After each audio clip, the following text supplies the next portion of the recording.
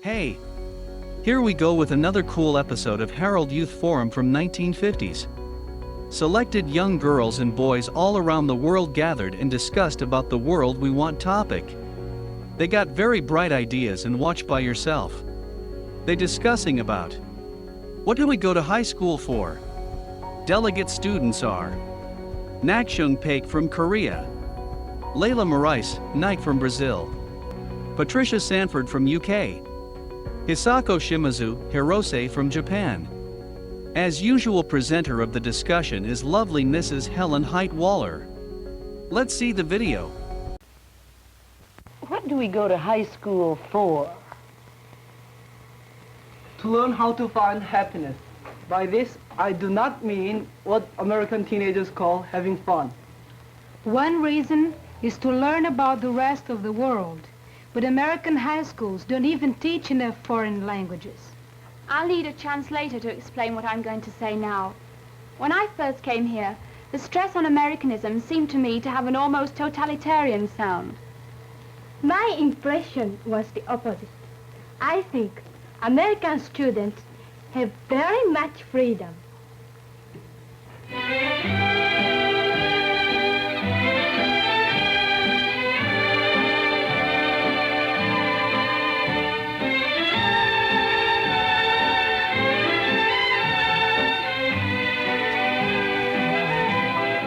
This is the world we want, with young people from the four corners of the globe brought together by the New York Herald Tribune Forum for High Schools, here to discuss the world we want under the direction of Helen Height-Waller.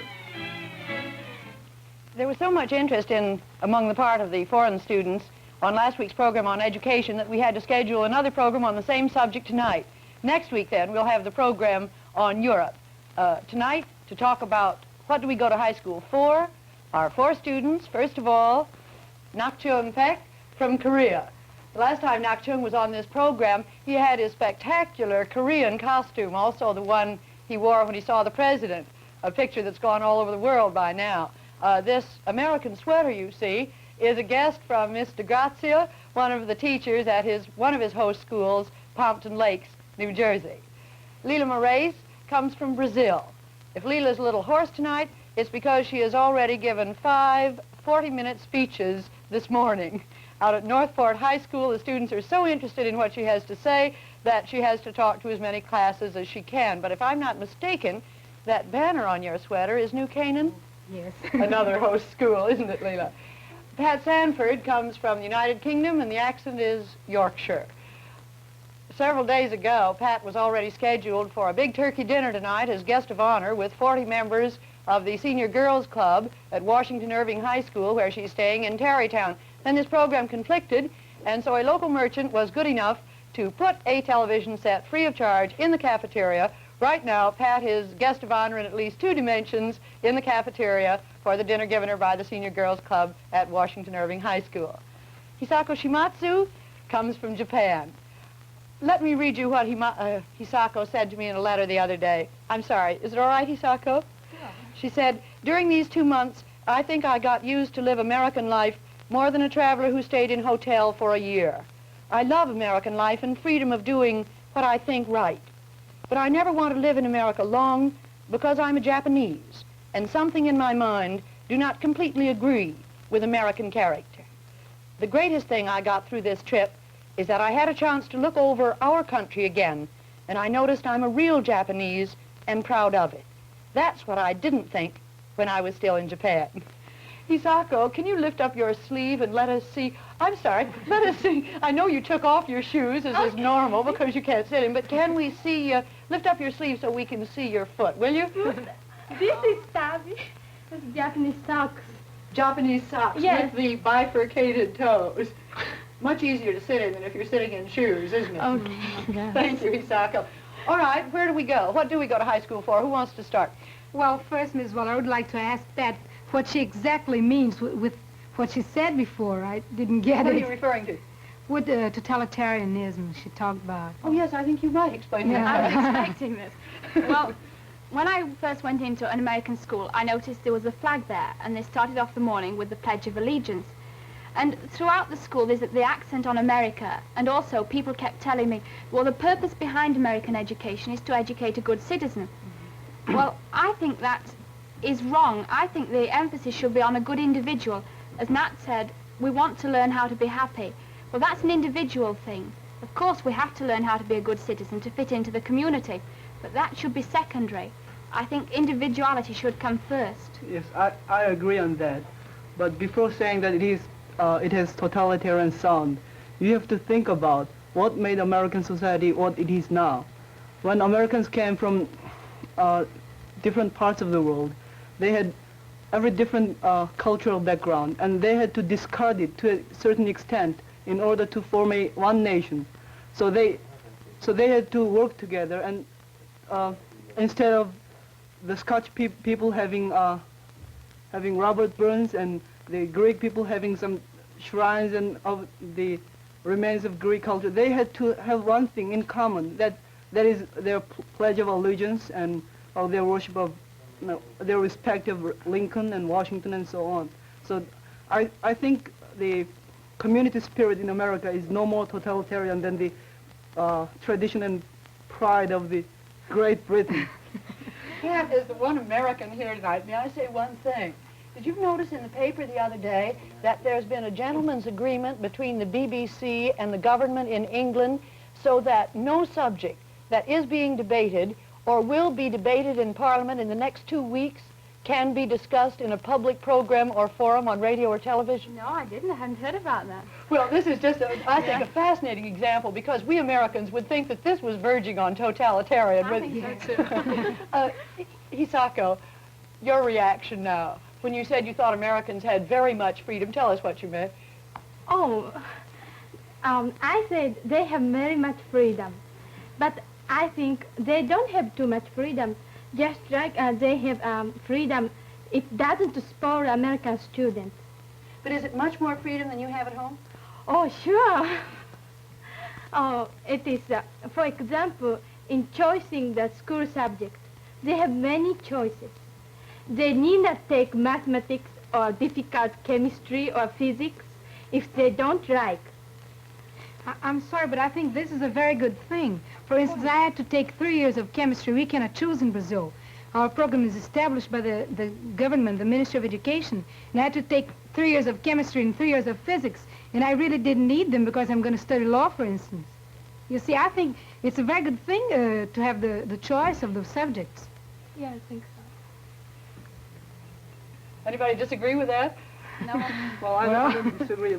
But since the actual school life has come into the discussion, I want to tell the American students how lucky they are. Well, American students think that education is a right, but in Korea, and I think in Japan it is the same, education is more a privilege than it is a right. So we have to learn a lot more, and we have to study much harder and with more willingness. And I don't think American students are appreciating their good circumstances as they should.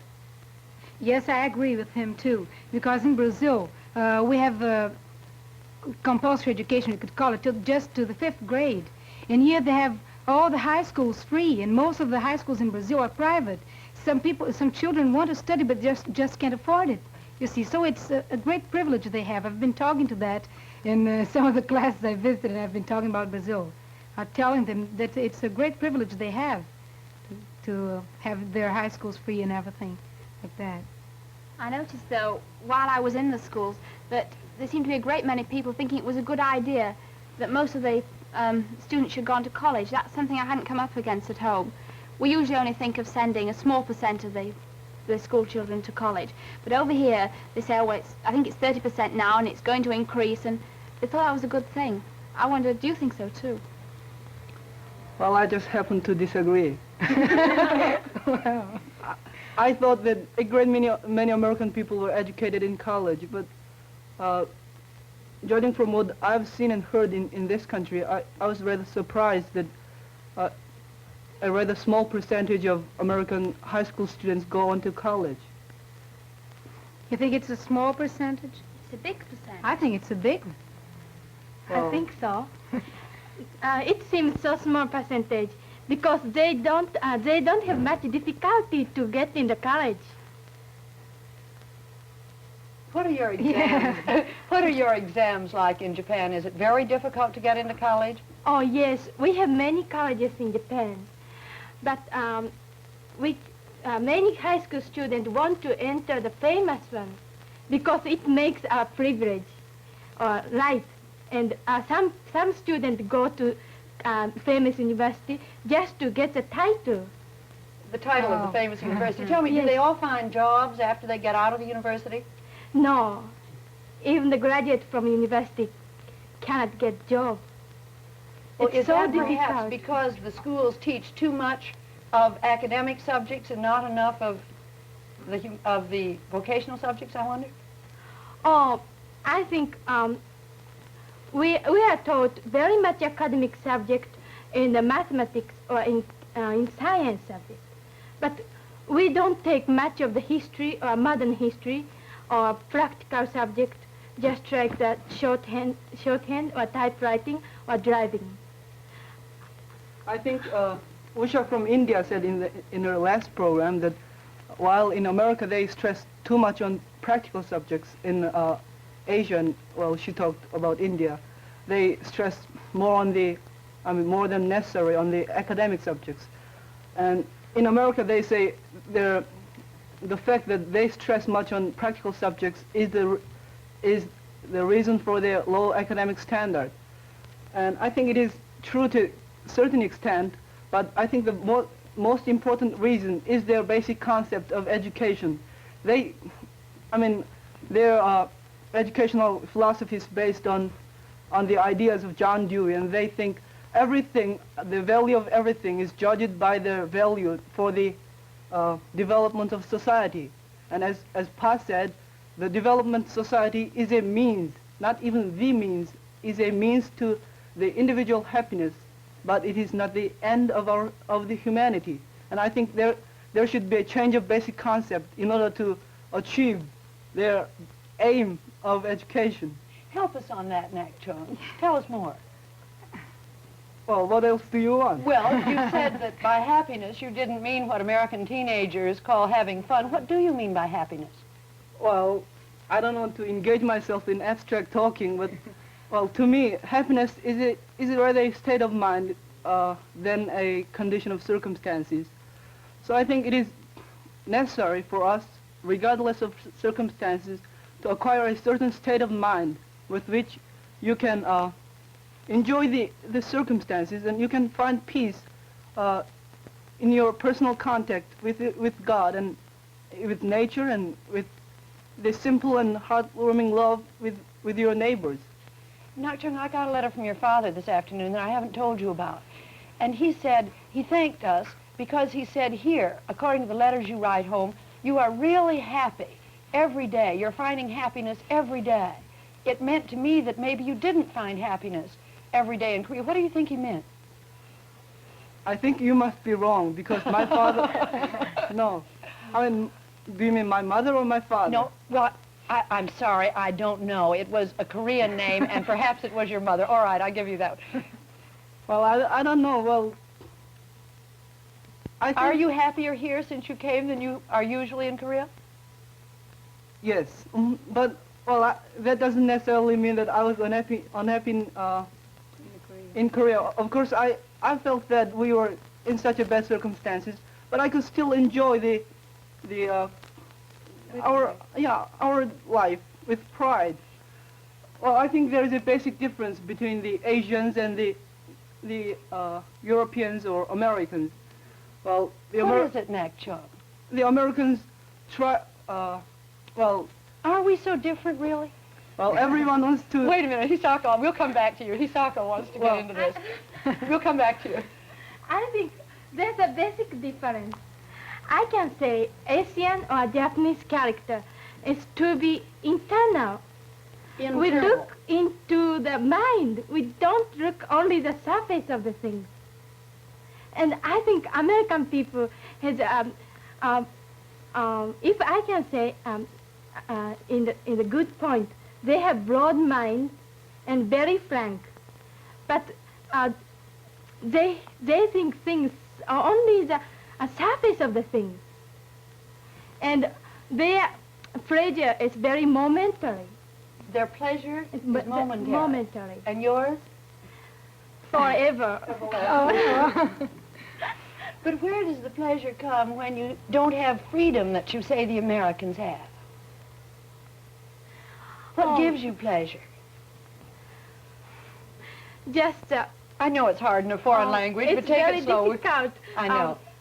For example, we look for the beauty which is not appear outside.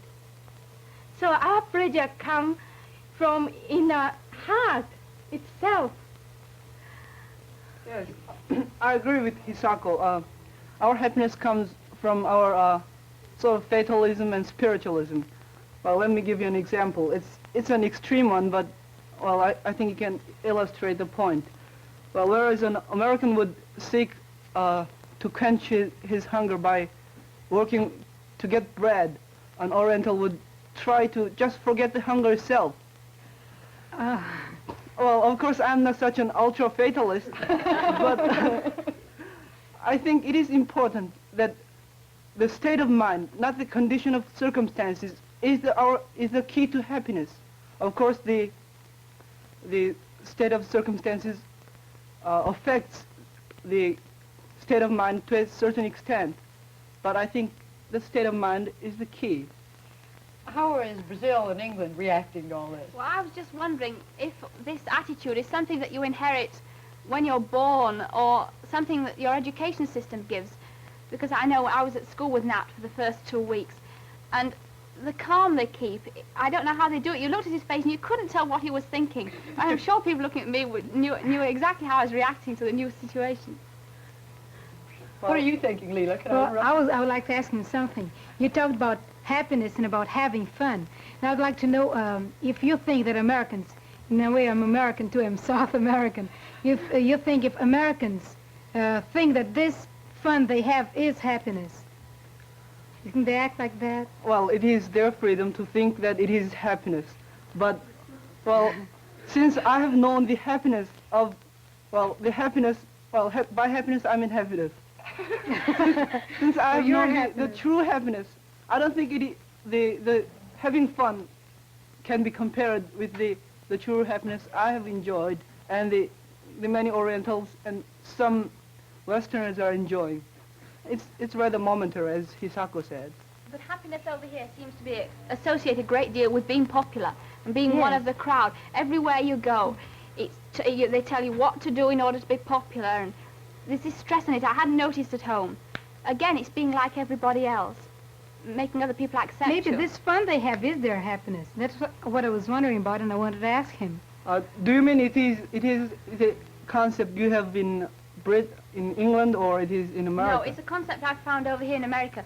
At home, people are more or less accepted as individuals. You're happy if you're yourself.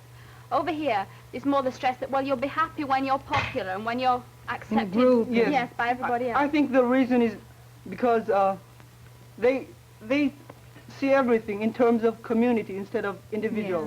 Yeah. That's the first point we started from. Yes, we talked about that.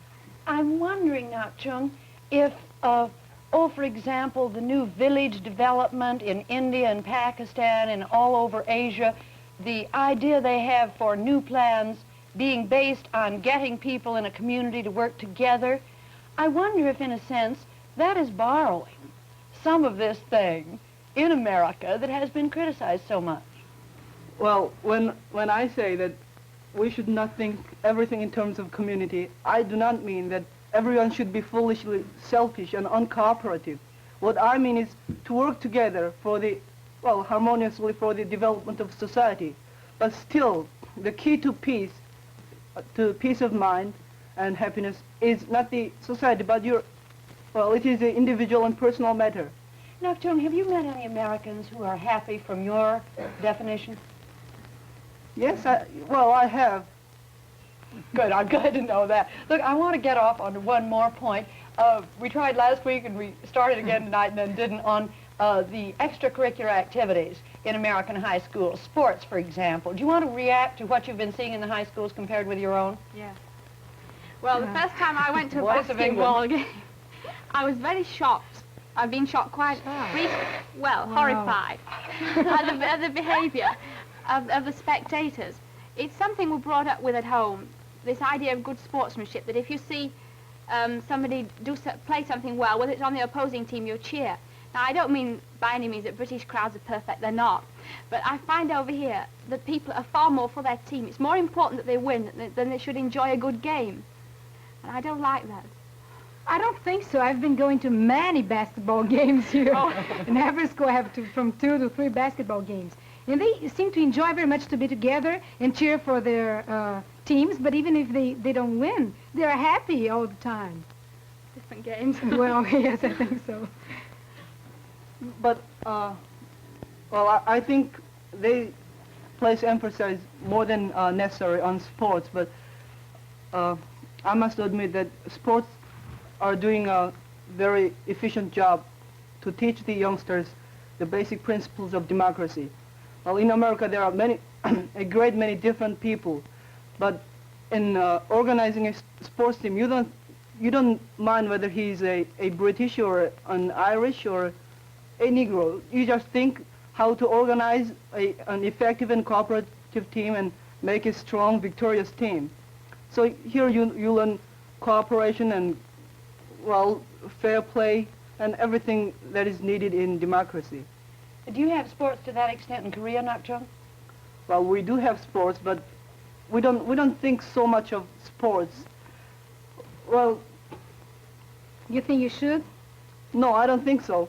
Well, I've got an idea which I cannot support with any material, but I think in America they had to abandon their background and their culture in order to form one nation out of different cultural groups.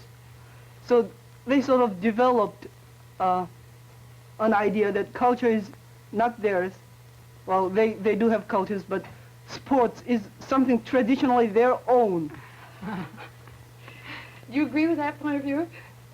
That rather explains the reason for the thing you were criticizing a moment ago, doesn't it, Pat? I think so. Where else do we go from there, Doctor? Oh, I don't know. You have to lead us. That's your job. Well, I wanted to know if you wanted to say some more on this point of religion. The talks that you've had with me meant so much on the place of religion in not only in school but in the life of a person your age. You mean my and whether personal... you find it here. Well, they generally say America is a very religious country, but, well, I don't think they feel about religion so much as some people in Korea do, because, well, Korea in general is not a religious country, but after the war, some people really felt that they need something to live for, and they are trying to find it in religion. But in America, they are just content with their circumstances, and they don't seek for the spiritual happiness the religion carries us to. I quite agree with you. I think our people are also Korean people too. We have suffered by the war, and we know that we know the trouble, and what was we had the sorrow, and we had much difficulty during the war. But American people don't know the difficulty or trouble. They didn't experience. So sometimes they seem so superficial. Superficial to you, because, from your point of view. Yes, because the trouble or sorrow makes us strong and think things very deeply. I found America as a country, though, more religious than England. Really? Yes. I think that's because people over here belong to a church. They really want to belong. At home, we've got a state church, and people tend to belong to it because it's the thing. But sometimes church becomes only the organization to get touch with together with others, or only the society. I don't think you do without that. a God. I have an idea that America has a great religious and spiritual potential because it has been founded on some very high ideals, but their potential has been sort of lulled because of their plentiful circumstances, and it needs a great challenge to reawaken their, well, what should I say, spiritual convictions and, you know, religiousness. I think you're helping on that, being here, Nakchung. I say that quite sincerely. What did you want to say, Leila, a minute ago? Now, I was going to say that I remember that UN from Singapore talked about having religion taught in the schools. And I'd like to say that in Brazil, Brazil is a 90% Catholic, you know, but I studied in a Methodist school, and there they taught religion, and the girls' parents knew that it was a Protestant school, but they didn't care. They said they can't go there, and they can't go to religious classes. So I think they could teach religion here in the schools. Well, that raises a whole long and very complicated subject, but unfortunately we haven't got time to go into. On this question of religion, what are you? Are you Shinto or Christian? Oh, I'm Christian. You're Christian? What are you, Pat? Well, I'm a Christian too. Is Christianity gaining in Asia? Yes. Well, I think so, but in Korea it is definitely gaining. Would you say it is in Japan? I think so, because Shinto or Buddhism is becoming just a custom. I wonder, I'm sorry, go ahead. Sure. No, go ahead.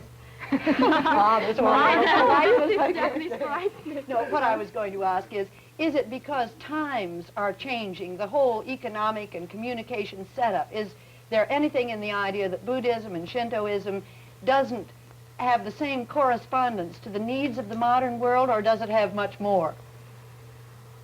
Difficult question. Oh, it's so difficult.